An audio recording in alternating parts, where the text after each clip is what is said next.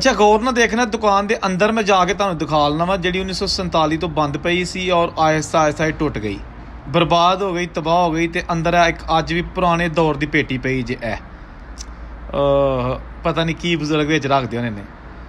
ये जनाब बाज़ार है पाकिस्तानी पंजाब का एरिया क्लास वाला, ज़िला सियालकोट। वहाँ पर बहुत ज़्यादा दुकानें आज भी अपनी असली हालत में मौजूद है, जिनके ऊपर कुछ लिखा है लेकिन वो गुरमुखी है। आई एम सॉरी कि मैं वो अंडरस्टैंड नहीं कर सकता। ये जनाब आप दुकानें देखें, एक से बढ़कर एक शाहकार खत्रियों का बाज़ार, बांसा वाला बाज़ार से एक नाम से ये मशहूर था। और यहाँ पर 1947 की पार्टीशन को बहुत ज़्यादा लूट मार की गई, क्योंकि ये बाज़ार भरा हुआ था सामान से। जब मुसलमान आए अपना सब कुछ छोड़ के इंडिया में, तो उन्होंने इन दुकानों में अपना कारोबार शुरू कर दिया, उनको लाट हुई और आज ये आहिस्ता आहिस्ता ख़त्म हो रही हैं और सफ़े हस्ती से मिट रही हैं। लेकिन बुज़ुर्गों की यादें दिल से नहीं मिट रही, जिन्होंने ये बनाई थी।